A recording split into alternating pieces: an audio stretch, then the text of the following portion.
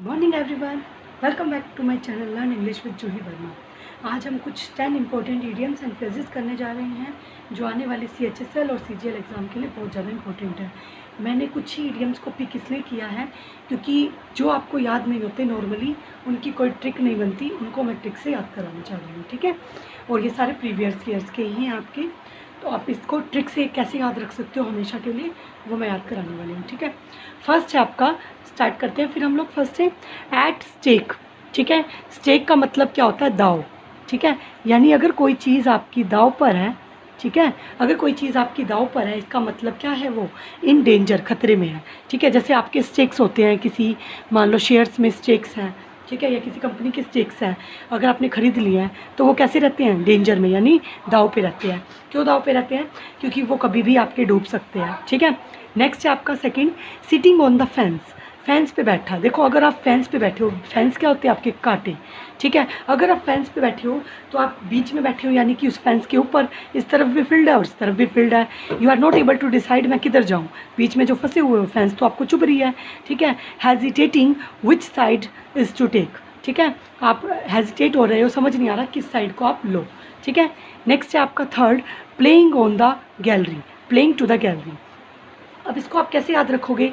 देखो आप क्या कर रहे हो, आपको किसी पर्सन ने बोला कि आपने उसकी कोई मान लो गलत इमेज या फिर वीडियो बना लिया और आपकी गैलरी में सेव है वो, ठीक है, और वो आपको कह रहा है उसको डिलीट कर दो, डिलीट कर दो। आप क्या कर रहे हो?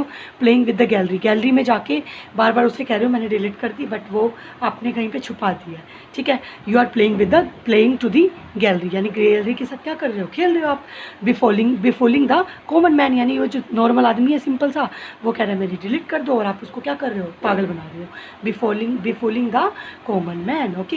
इसको ऐसे याद रखना है कि पिक को गैलरी में इधर से उधर प्ले कर रहे हो, रोटेट कर रहे हो, ओके। नेक्स्ट है आपका गिवन वेंट टू, ठीक है, या गिव वेंट टू, ठीक है। गिव वेंट टू का मतलब क्या होता है? गिव वेंट टू का मतलब होता है एम्फेसाइज। एम्फेसाइज का मतलब क्या होता है?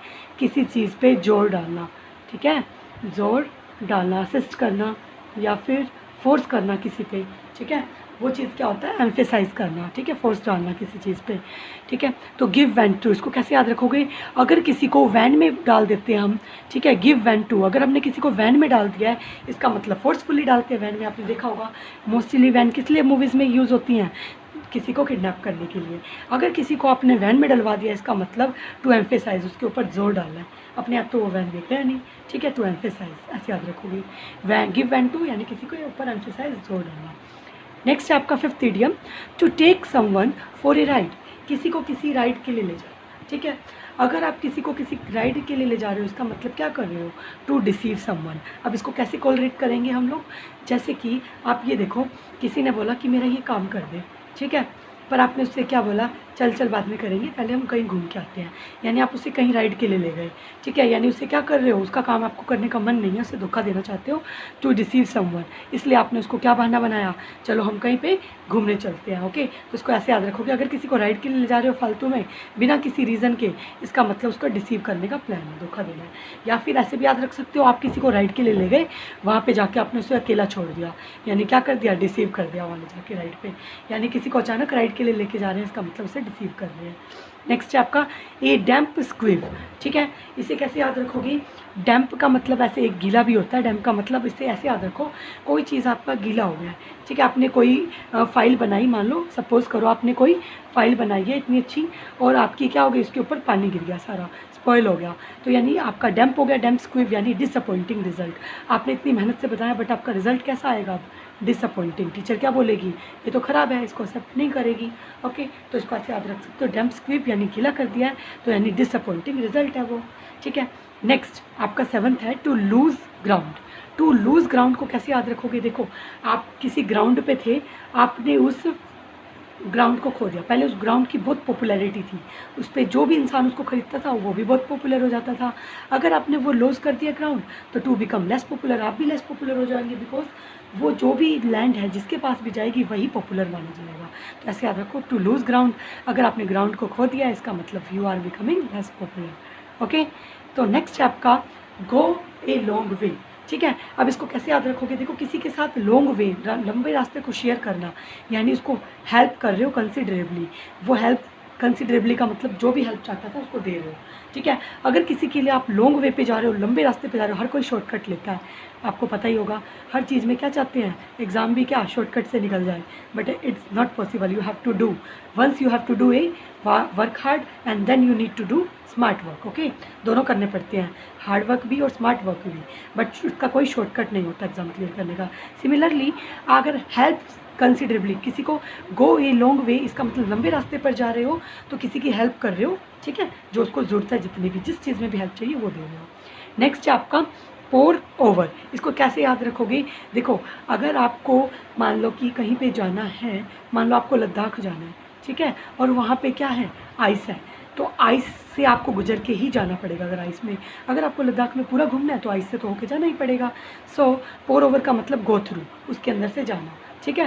तो इसको ऐसे याद रखोगे, अगर आपको कहीं पे रेनी एरियाज़ में जाना है, हिल एरियाज़ में, तो हिल को तो पार करना ही पड़ेगा, पोर ओवर उसके ऊपर से जाना ही पड़ेगा, पोर करना। इसको ऐसे कर सकते हो, पोर का मीनिंग क्या होता है, पोर का मीनिंग क्या होता है आपका, पोर का मीनिंग होता है डालना। एक ये वाला पोर होता है आपका, इसका मीनिंग क्या होता है, किसी भी वाटर को पोर करना, यानी कि डालना, ठीक है, डालना। तो आप इसको कैसे याद रख सकते हो, उसी पोर ओवर से, गो थ्रू, उसके ऊपर से जाना पड़ेगा, ठीक है। लास्ट है आपका, जो कि आज का लास्ट इडियम है, इन ल्यू ऑफ।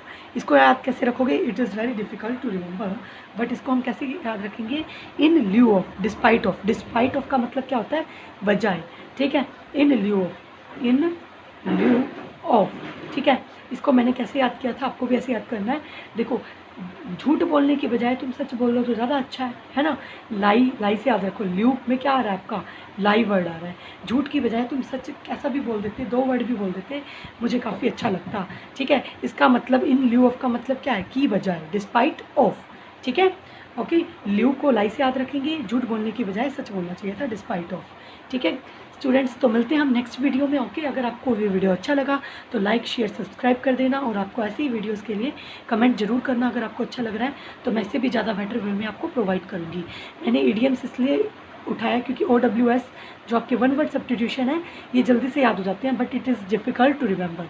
तो आपको ट्रिक से कैसे याद रखना है, इस पर वीडियो मैं बनाती रहूँगी, ओके। तो मिलते हैं नेक्स्ट वीडियो में।